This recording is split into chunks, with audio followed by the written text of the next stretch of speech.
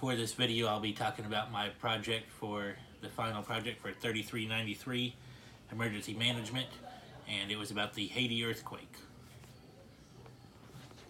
Let's give you a quick view of the PowerPoint here for this part of it, and we'll go ahead and go on to the next slide.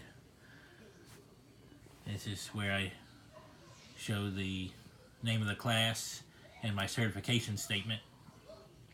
And then we'll go on to the next slide. Disaster history outline.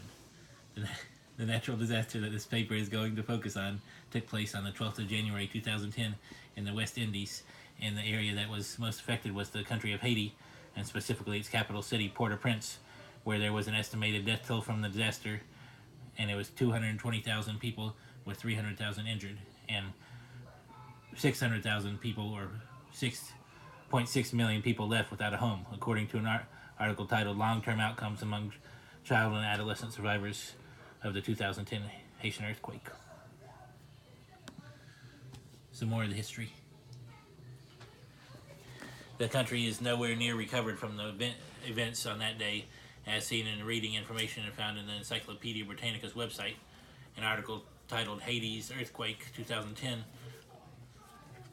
And also, according to the article, the first earthquake came in as a 7.0 on the Richter scale, and there was also two follow-up tremors that registered 5.9 and 5.5 on the scale respectively. There were also more follow-up earthquakes that came along even 8 days after the first natural disaster. The disaster has left already impoverished country reeling and has allowed many types of corruption dealing with the government and economy. There are now so many issues being faced, such as illegal trading of human beings and physical attacks, especially for the children whose mother and father perished during the disaster and its aftermath. The aid that was sent had quite a bit of pitfalls and bottlenecks. There was people that stole some of the aid or misappropriated it, and there was so much destruction that the roads and places to transport goods were blocked by debris and rubble. This made the immediate days and weeks after the incident very troublesome because those that survived had very little, if any, food or water.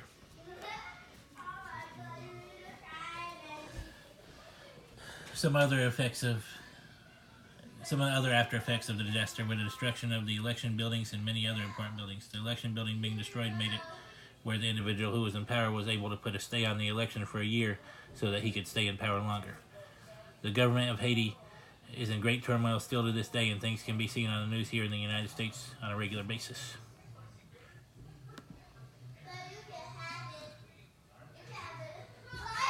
All the people that were displaced from their homes lived in tents and other types of camps after the disaster. It is said that there are still people living in tents over 8.5 years later. The buildings in the country do not have any type of building code, so that is why many buildings were destroyed. This shows how terrible the recovery efforts are going, and that there was not much.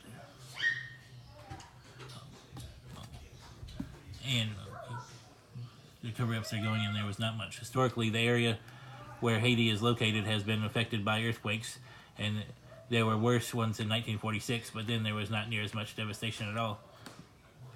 Natural disasters are usually the cause of the greatest number of people meeting their untimely end, and earthquakes are no different.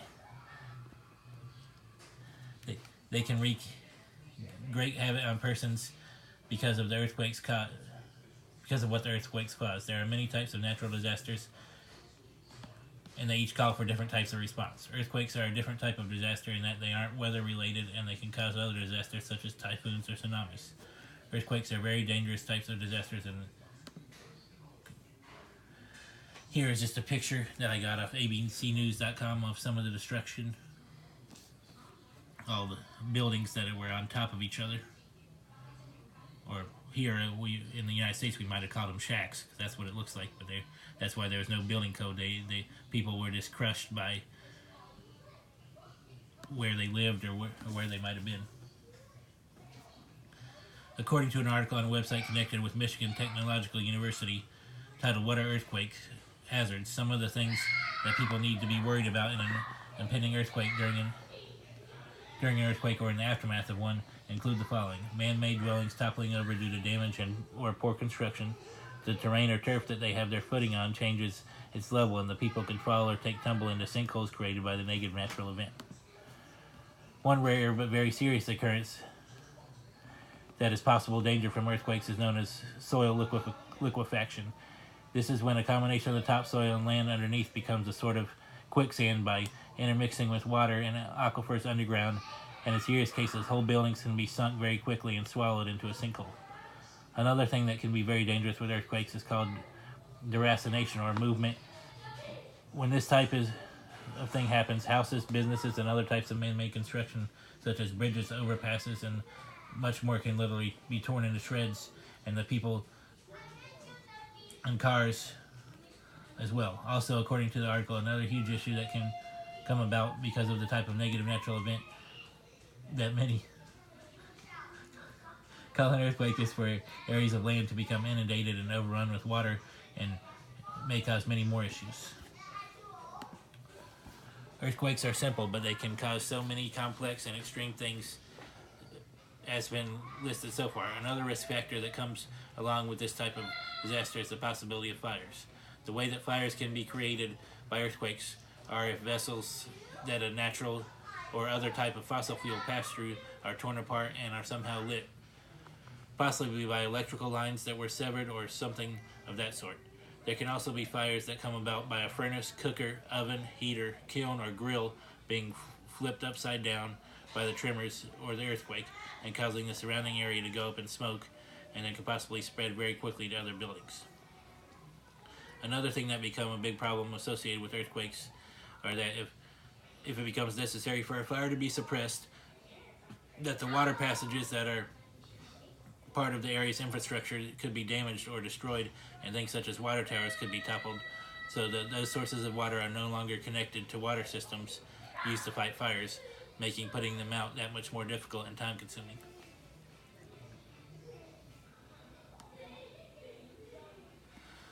The role of local, state, and regional national agencies in response to disasters, they each have their own niche and responsibilities, but in the end they should be able to work together as a team to meet the needs of the disaster requires. For an earthquake, according to an article that was written for OR Spectrum titled Dynamic Dispatching and Routing Model to Plan, Replan Logistics Activities in Response to an Earthquake. Although this type of negative event is said to be one of the most frequent types of disasters, it is one of the most difficult to respond to. Some things that need to be focused on in response to an earthquake are the areas affected, the amount of injured, the mechanism of injury, where the injured can and need to be taken for treatment. One thing that needs to be remembered is that the rescue efforts need to be as speedy as possible because people's lives are hanging in the balance. Some other challenges are the amount of people that may be without a home or dwelling, food, water, and other things that may be needed